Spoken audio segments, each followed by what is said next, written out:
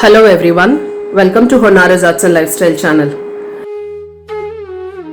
Today's video is also going to be a continuation of the Dasavatharam series, wherein I will be showing you on how to transform my beautiful Vishnu idol into Ram avatar. So without wasting much time, let me just show you the final outcome and let me start with the video. బంటూరీతి కొలువు ఇయ వయ్య రామ బంటూరీతి కొలువు ఇయ వయ్య రామ బంటూరీతి కొలువు ఇయ వయ్య రామ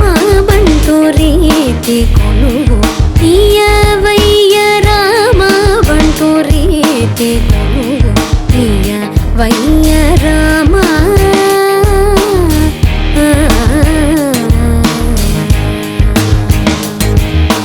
తుంట వింటి వాణి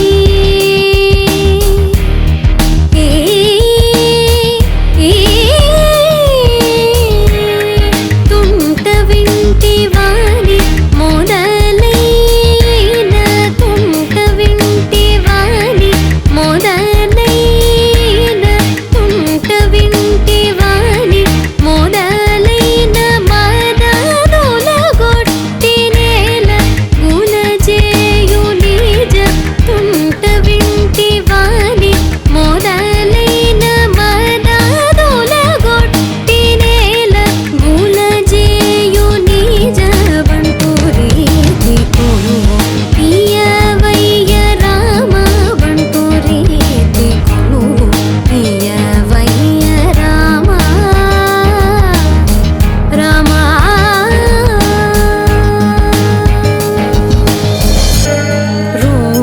రోమాంచమనే ఘన కంచుకము రామ భక్తుడని ముద్ర బిళ్ళయు రోమాంచమనే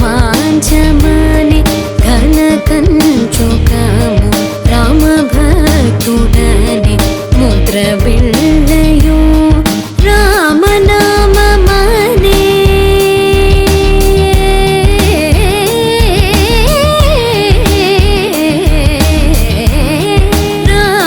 రామనామమనే వర ఖడ్గమీవి రామనామమనే వర ఖడ్గమీవి రాజిల్లునయ్య త్యాగరాజునికే రామనామమనే వర ఖడ్గమీవి రాజిల్లునయ్య త్యాగరాజునికే బంటూరీతి కొలువు ఇయ వయ్య రామ బంటూరీతి కొలువు ఇయ వయ్య రామ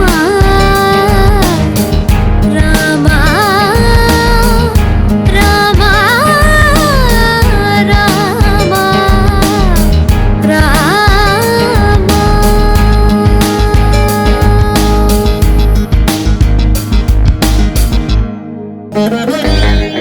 బంటూరీతి కొలువు ఇయ వయ్య రామ బంటూరీతి కొలువు ఇయ వయ్య రామ బంటూరీతి కొలువు ఇయ వయ్య రామ బంటూరీతి కొలువు ఇయ వయ్య రామ బంటూరీతి కొలువు ఇయ వయ్య రామ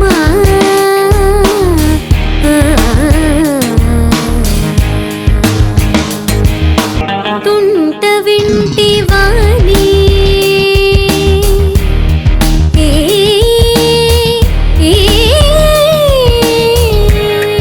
తుంట వింటి వాణి This video is going to be self-explanatory, and for that reason I will not be explaining to you on how I am doing the Alankaram, but rather I will be telling you a beautiful story at the background. Do listen to the story and enjoy the video. And here goes the story of Rama. Rama is the seventh avatar of Hindu god Vishnu.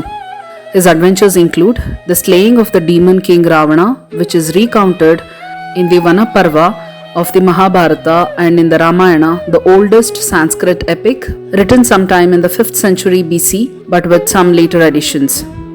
Lord Rama considered by many Hindus to be based on an historical figure, is perhaps the most virtuous hero from Hindu mythology, and he, along with his wife Sita, are a picture of purity and marital devotion. Further, the adventures of Rama illustrate above all the importance and rewards of fulfilling one's pious duty or dharma. Rama's father is King Dasavatharam, a prince of the solar race, and his mother is Queen Kaushalya. Rama was born at the end of Second Age or Treta Yuga, and he came into the world specifically in the bidding of the gods to deal with the fearsome multi-headed demon Ravana, the king of Lanka, which is the modern Sri Lanka. The great god Vishnu answered the god's call and appeared in the sacrificial fire made by Dasaratha. The pious king was presented with a pot of nectar, and he gave half of it to Kaushalya, who produced half-divine Rama as a consequence. Rama had 3 half-brothers, Bharata, Lakshmana and Shatrugna, all with some divine qualities. Rama's favorite brother and great companion was Lakshmana, son of Sumitra, while his loyal servant was the monkey warrior Hanuman. Rama's first adventure occurred when the sage Vishwamitra asked for help in fighting a demon or Rakshasa.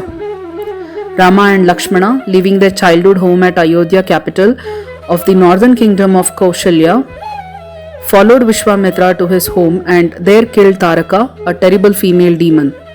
In gratitude, Rama was given divine weapons and he set off for more adventure, ending up in Mithila. There, Janaka, the king of Videha, hosted our hero, and he met the king's beautiful daughter Sita, also called as Janaki or Maithili. The king had promised the princess in marriage to anyone who could manage to bend a huge bow, which was once been the weapon of the great god Shiva. Rama, with his divine strength, did more than just bend the bow but broke it into half, and so won the hand of Sita, his first and most revered wife. Rama's succession to throne of Ayodhya was made difficult by his mother's hunchback slave Mantara. Jealous of Rama, she sought the opinion of Kaikeyi, Dasharatha's second wife, and convinced her to persuade her husband to instead make Bharata heir to the throne. On top of this slight, Rama was exiled from the kingdom for 14 years. So, accompanied by Sita and his ever faithful companion Lakshmana, Rama went to live in the far south in Chitrakuta, deep in the Dhanaka forest. Meanwhile, Dasharatha died, but Bharata, seeing the injustice of Rama's treatment, decided not to become king but instead to search for and return Rama to his rightful home and birthright. When the two brothers met once again, Rama obstinately refused to return to Ayodhya until he had fulfilled his father's wishes and served out his 14 years of exile. After much discussion, Bharata agreed to act as regent until that time, and to prove to his subjects Rama's decision, he took his brother's shoes as a symbol of Rama's royal status. Rama did not stay still in the remainder of his exile but visited many sages. Eventually, he ended up at Pankavati along the river Godavari, an area plagued by demons. One in particular, Surpanaka, the sister of Ravana, fell in love with Rama, and when her advances was resisted, she attacked Sita in revenge. Lakshmana was the first to react and cut off the ears and nose of Surpanaka. Not best pleased with this treatment, the enraged demoness gathered an army of demons to attack the trio. In an epic battle, Rama defeated them all. However, Surpanaka was not finished with the matter, and she persuaded Ravana that Sita was a girl worth fighting for. Accordingly, the demon king sought out Rama's home, and when Rama was distracted in the hunt for a deer, who was actually Ravana's magician, Maricha in disguise, Ravana abducted Sita, taking her back to Lanka in his aerial chariot to be kept captive in his beautiful Ashoka garden. Rama followed in hot pursuit but met several troublesome distractions along the way. The first was the headless monster Kabanda. Killing the creature, its departing soul proved more helpful and advised Rama that before confronting Ravana, our hero should enlist the help of Sugriva, the king of the monkeys. Finding on their arrival at Sugriva's capital, Kiskinda, that the king had lost his throne to his brother Balin, Rama helped restore Sugriva to power. A grateful Sugriva gave Rama use of an army and enlisted the help of Hanuman, who, besides being an able general, was the son of the wind and able to leap huge distances and take any form he wished. It was he who magically transported Rama and his force to Lanka, crossing the rock bridge built by the skilled general Nala, the son of Vishwakarma, which became known as Rama's Bridge. A series of titanic battles between Rama's forces and demons followed, but eventually Ravana was slain, Lanka fell to Rama's army, and our hero was reunited with his wife. Rama was not entirely convinced that his wife had remained loyal to him during her abduction, but Sita determined to prove her honor by a test of fire, indeed, the divine fire of Agni, no less. Escaping the flames unsatched, Rama realized he had misjudged Sita, and the couple headed back for Ayodhya, where Rama reclaimed his throne and began a golden era of government. According to Uttarakhanda, the story continues with Rama still harboring suspicious about his wife's virtue during her captivity with Ravana. Rama thus exiles Sita to live with sage Valmiki, and it is there she bears him twin sons Kusha and Lava. Eventually, the sons return to Ayodhya, where Rama realizes his offsprings and, in a fit of remorse, recalls the wronged Sita. In the Ramayana, everyone lives happily ever after at this point, but in the Uttarakhanda, the tale is not finished yet. Still proclaiming her innocence, Sita now swears her virtue on the earth itself, which then promptly swallows her by opening beneath her feet. Rama, now even more distraught, vows to follow his wife to heaven, but time appears to him in the guise as an ascetic and calls for him to remain unfaithful to his duties on earth. Nevertheless, Rama wades into the river Sarayu, and from there he is welcomed into heaven by Brahma. And this completes the story of Ram Avatar. I hope you all have liked the story.